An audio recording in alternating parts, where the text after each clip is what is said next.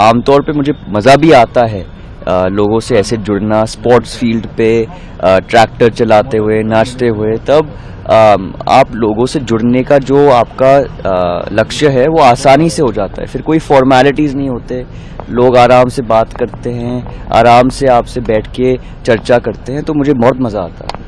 बार बार एक ही बात उठ रही है जब आप घूम रहे हैं, सक्रियता दिखा रहे हैं कि अब आप भी राजनीति में प्रवेश करने वाले हैं। क्या राजनीतिक विरासत को आगे बढ़ाने के लिए आप भी किसी क्षेत्र को संभालने वाले हैं? नहीं, अभी तो ऐसे कुछ नहीं। अभी मैं अपने ही काम पे लगा हुआ हूँ, लेकिन मैं अपने पिता को सहायता दे रहा हूँ। राजनीति में रुचि है आपकी? रुचि तो नहीं है, लेकिन पीढ़ियों से ऐसी रुचि की बात नहीं है, पारिवारिक चीज़ है जो पीढ़ियों से हम जनसेवा करते आ रहे हैं। हमारे लिए एक माध्यम है राजनीति जिससे हम जनसेवा करते हैं। पर जैसे मेरे दादाजी ने कहा, वो माध्यम कुछ और भी हो सकता है। वो व्यापार हो सकता है, वो खेल हो सकता है, वो आर्ट हो सकता है, तो कुछ भी हो सकता है, लेकिन जनसेवा महत्वपूर्ण है।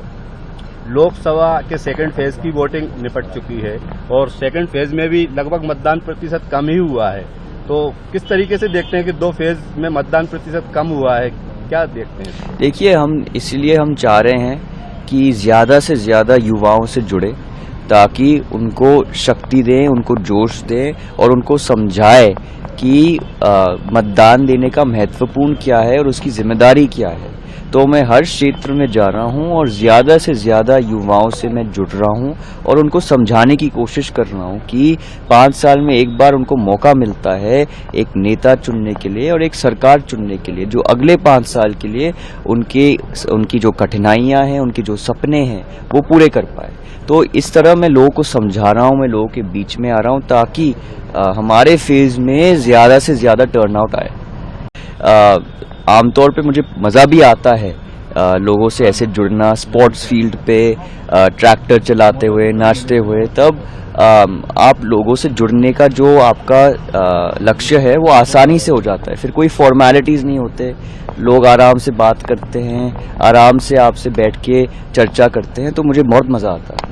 बार बार एक ही बात उठ रही है जब आप घूम रहे हैं, सक्रियता दिखा रहे हैं कि अब आप भी राजनीति में प्रवेश करने वाले हैं। क्या राजनीतिक विरासत को आगे बढ़ाने के लिए आप भी किसी क्षेत्र को संभालने वाले हैं? नहीं, अभी तो ऐसे कुछ नहीं। अभी मैं अपने ही काम पे लगा हुआ हूँ, लेकिन मैं अपने पिता को सहायता दे रहा हूँ। राजनीति में रुचि है आपकी?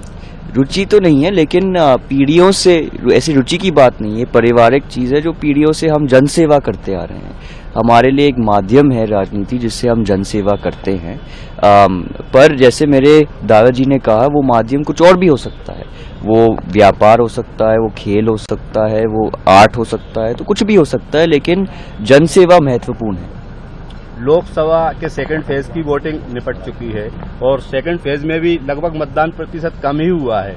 तो किस तरीके से देखते हैं कि दो फेज में मतदान प्रतिशत कम हुआ है, क्या देखते हैं? देखिए, इसलिए हम चाह रहे हैं कि ज़्यादा से ज़्यादा युवाओं से जुड़े, ताकि उनको शक्ति दें, उनको जोश दें और उनको समझाए कि मतदान देने का महत्वपूर्ण क्या है और उसकी जिम्मेदारी क्या है।